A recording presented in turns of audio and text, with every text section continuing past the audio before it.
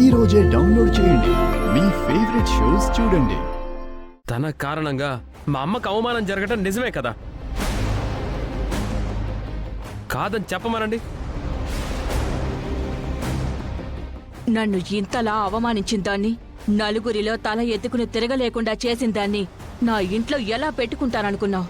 జరిగిన అన్యాయం గురించి తను మాట్లాడింది. వాళ్ళకి న్యాయం జరగడం కోసం మీకు ఎదురు నిలబడింది. అది తప్పేలా అవుతుంది?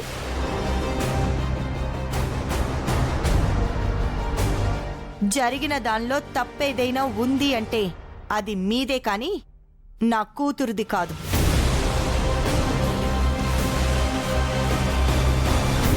మొదటి నుంచి వీళ్ళిద్దరి పెళ్లి మీరు ఆపాలని ఎన్నో ప్రయత్నాలు చేశారు. నిశ్చితార్థాల నుంచి పెళ్లి ముహూర్తాల వరకు మీరు చేసినవని మాకు తెలియదు అనుకుంటున్నారా?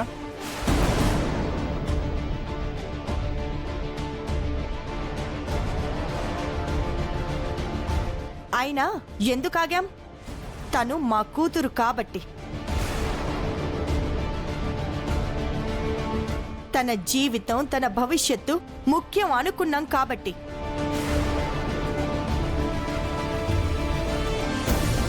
తను కోరుకున్న వాడితో తన జీవితం ముడిపడాలి కాబట్టి.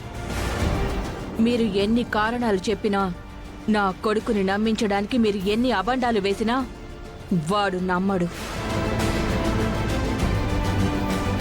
అవును, నిజాల్ని తెలుసుకోలేని పరిస్థితుల్లో నీ కొడుకున్నాడు కాబట్టి, అమ్మ అనే మాటకి తను భక్తుడు కాబట్టి, ఆ ధైర్యంతోనే నువ్వు ఇంత పని చేయగలిగావు. అయితే ఏంటిప్పుడు? ఒకనాడు నువ్వు నన్ను చెంపదెబ్బ కొట్టి అవమానించావు. ఇప్పుడు ఈ పల్లవి నన్ను నలుగురిలో అవమానించింది. ఈ రెండు కారణాలు చాలదా ఈ పెళ్లి జరగదు అని చెప్పడానికి? నువ్వు నీ మొగుడిని వెంటేసుకొచ్చినా 100 మందిని తీసుకొచ్చినా ఈ పెళ్ళైతే జరగదు. నువ్వు చెప్పేది వినడానికి ఇక్కడికి రాలేదు. ఎవరు అడ్డొచ్చినా వీళ్ళ పెళ్లి జరిగి తీరుతుంది, జరిపించి తీరుతాను అని చెప్పడానికొచ్చాను. అంటే ఏంటండి? మా అమ్మను అవమానించినా తనకిష్టం లేకపోయినా ఏయ్!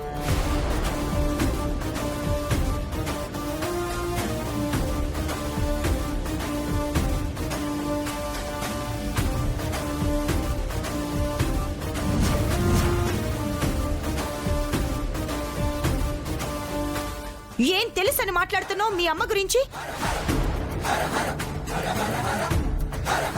నీకేం తెలుసని మాట్లాడుతున్నావు నా కూతురు గురించి?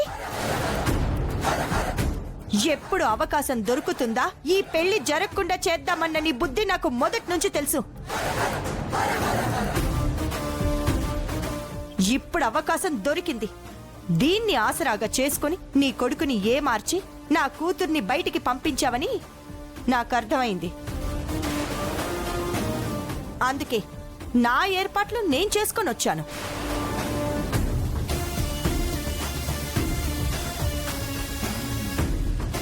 చూడండి, వీరిద్దరికీ ఇదివరకే నిశ్చితార్థం జరిగింది. పెళ్లికి ముహూర్తాలు కూడా పెట్టుకున్నాం. ఇప్పుడొచ్చి అమ్మ కొట్టింది, కూతురు అవమానించిందని కొంటి సాకులు చెప్తే కుదరదు. కరెక్ట్గా తగులుకున్నారా? మీ అమ్మకి ఇలాగే తగులుకోవాలి. ఇక్కడికి వచ్చే ముందే పోలీసులకి, మహిళా మండలి సభ్యులకి కంప్లైంట్ చేసే వచ్చాం.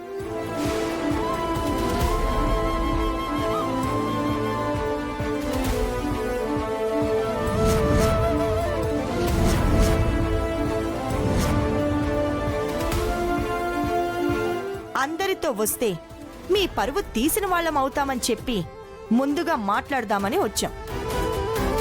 కాదు కూడదు అంటారా? చెప్పు, మొత్తం దించుతా.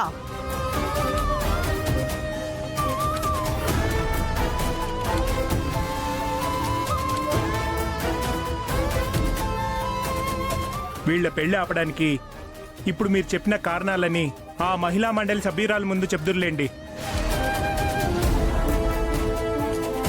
అప్పుడు చూడు ఎవరిని చీ అంటారు. దింపమంటావా? ఇదేంటి మహిళా మండలి సభ్యులు అంటుంది? ఇదేంటి ఇప్పుడు మహిళా సంఘాలు, మీడియా అందరూ వస్తే అమ్మ పరువు పోతుంది కదా. అమ్మా ఇది ఇలా చెప్తే విందమ్మా. దించేసేయ్, నువ్వు చెప్పిన వాళ్ళందరినీ దించేసేయ్. అప్పుడేం చెప్తుందో చూద్దాం. నానమ్మ నువ్వు వాగుతావా?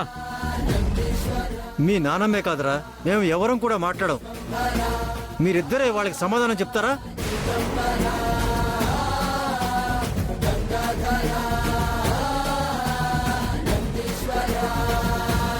చూడండి, 2 కుటుంబాలు కలవాలన్నా, 2 మనుషులు ఒకటవ్వాలన్నా కావాల్సింది గొడవలు కాదు, ఒకరికొకరికి మధ్య సామరస్యం కావాలి. మేము వచ్చింది అందుకే అల్లుడు. నాకు ఒక 5 నిమిషాలు టైం ఇవ్వు.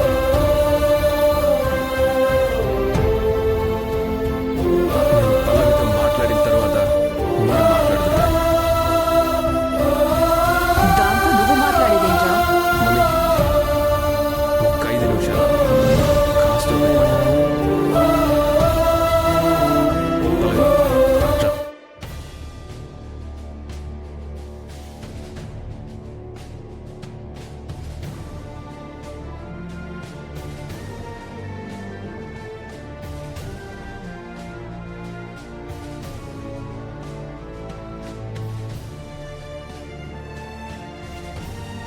చరణ్ దీంతో ఏం మాట్లాడాలని పిలుస్తున్నట్టు?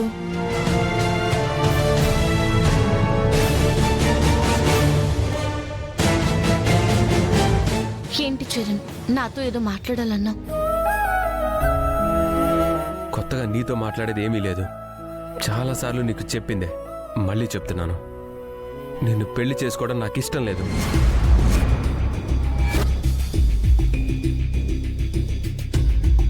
నువ్వు కానీ, గుండమ్మ గారు కానీ, మా నాన్నమ్మ, చంటి, నాన్న వీళ్ళందరూ మొదటి నుంచి ఒకటే స్టాండ్ మీద ఉన్నారు, మనిద్దరికీ పెళ్లి చేయాలని. కానీ మా అమ్మకి నువ్వంటే ఇష్టం లేదు, నిన్ను కోడల్ని చేసుకోవడం అస్సలు ఇష్టం లేదు. కానీ ఇప్పుడు సడన్ గా ఆవిడ ఎందుకు స్టాండ్ మార్చుకుందో నాకు అర్థం కావట్లేదు.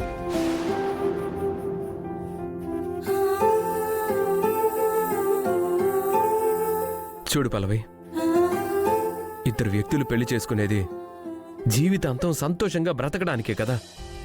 నువ్వంటే ఇష్టం లేదని చెప్తున్నా నన్ను పెళ్లి చేసుకుంటే నువ్వు సుఖంగా ఉండగలవా? పోనీ నేను సుఖంగా ఉంటానా? నిజంగా నువ్వు నన్ను ఇష్టపడి ఉంటే కనుక నా నిర్ణయాన్ని కూడా నువ్వు గౌరవించాలి కదా.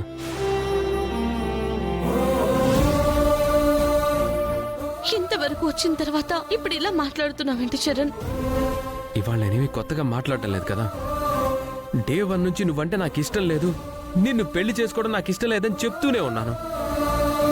నువ్వే ప్రతిసారి మాట దాటేస్తూ నీ వర్షన్ నువ్వు ఊహించుకుంటూ ముందుకెళ్ళిపోతున్నావు. ఆ తప్పు నీది కానీ నాది కాదు కదా.